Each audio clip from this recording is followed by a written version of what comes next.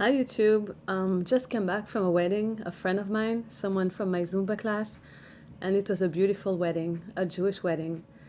And I want to share with you the emotion that we have during a Jewish wedding, right when the groom and the bride are under what we call the chuppah, which is the special ark on which they get married. We have all the blessings. It's 7 blessings. We call like very big rabbis to come. Each rabbi gives a blessing. And then what is called the ketubah, which is the marriage contract, is being read. And this is a contract that protects the woman, the wife. And it really says all the obligation that a husband has towards his wife. And it's being read in public, and it's very beautiful. And then there's a very, very beautiful song, a song that is really emotional, a song that reminds us that no joy can be complete as long as we Jewish people don't have our temple. Our Jewish temple, our holy temple, represents the closeness with the divine, the presence of God among us. Like it says in the Bible, God says to us, "And you will make a temple, and I will be there for you." And the temple is actually very, very holy place. And we actually had 2 temples that were destroyed. The first temple was on up and in Jerusalem. The 2 temples were in Jerusalem. The first one was destroyed in the year 587 BCE, that is before Christ era. And it was completely destroyed. And in Judaism, we say and we believe that the temple was destroyed because of hatred between people. And God cannot be among us, his children, if we hate one another for no reason. The second temple was up and stood for 420 years and was then destroyed in the year 349. So there's a story about Napoleon that was actually walking among the Jews. I'm going to read you the story. It's a story of Napoleon Bonaparte, who was once traveling in a small Jewish town in Europe and entered a synagogue, and he saw an incredible sight. Men and women weeping. They were sitting on the floor on small stools, holding candles while reading from books. The synagogue had a very big chandelier, but only a few candles were lit. If not for the small candlelights, the magnificent synagogue would have been in complete darkness. It was gloomy, and it was a sight that was sad to behold. Napoleon asked why the people were weeping, and he wanted to know what is the misfortune that happened here. And the Jewish people had a custom to gather once a year on a day called the 9th of Av, according to the Jewish calendar, the 9th of that month. And that is a day that marks the destruction of our 2 Jewish holy temples. Twice, these magnificent temples were built in Jerusalem, and twice they were unfortunately destroyed. After the second temple was destroyed, the people were scattered all over the world and sold as slaves.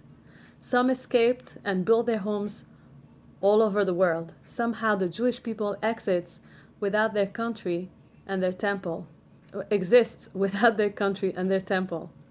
In order to commemorate these sad events, we Jewish people gather once a year in a synagogue. So when Napoleon understood what was the reason of this sadness, he inquired as to how many years have the Jewish people doing this, and found out that it was well over 2,000 years. Upon hearing this, Napoleon exclaimed, "A nation that cries and fasts for over 2,000 years for their land and temple will surely be rewarded by their temple." So that's why when we have a wedding and we celebrate something that is so precious to us, the marriage of our Jewish children, we have a very special song that I'm going to play for you that actually tells us that we have to remember Jerusalem, and we cannot be completely happy, and we cannot be 100% in joy as long as we don't have our holy temple. And this is the song.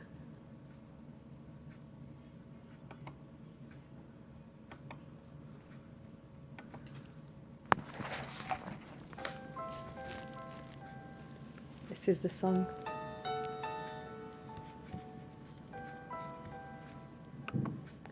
I am going to put the song for you, and I am going to read you the words of the song. It's absolutely beautiful.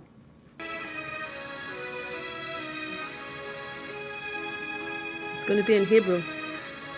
I don't know if it's the first time you hear a song in Hebrew. It's absolutely beautiful.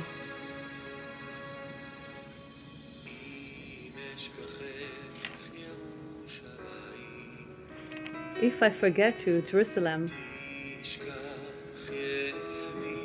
let my right hand forget her cunning.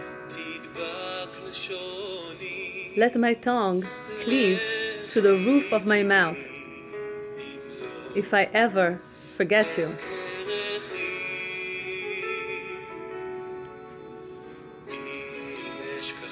If I forget you, Jerusalem. If I don't set Jerusalem above my highest joy. Remember, Lord, against the children of Edom, the day of Jerusalem. If I forget you, O Jerusalem.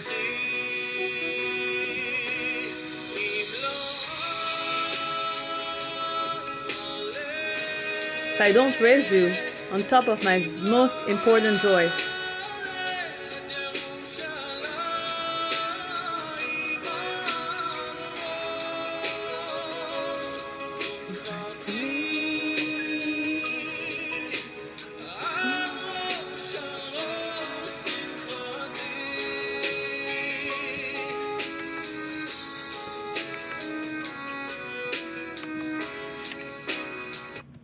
So this is very beautiful. And then speaking about the wigs, when we actually get married, that's when we start covering our hair.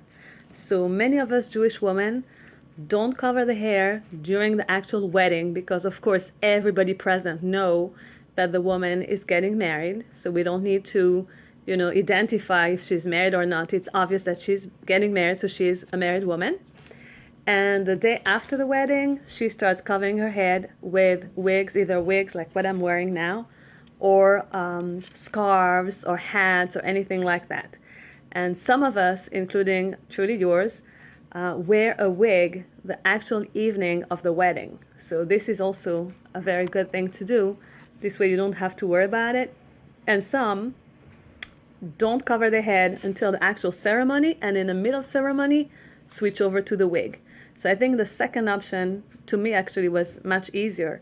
Instead of having a certain hairstyle and then change to a different hairstyle, I just decided to get married with the wig. And these wigs is one of the types of wigs called sheitel. And I will teach you, when you come to my training course, how to make a sheitel, how to create it, and how to produce it, how to repair it, where to buy the hair, how to calculate the length, absolutely everything. So come to my class and get ready to start your business. It's an amazing business. You can work with the Jewish customers, non-Jewish customers, chemotherapy patients, women that have receding hairlines or baldness or any type of hair thinning. I will teach you everything so that you can make the money.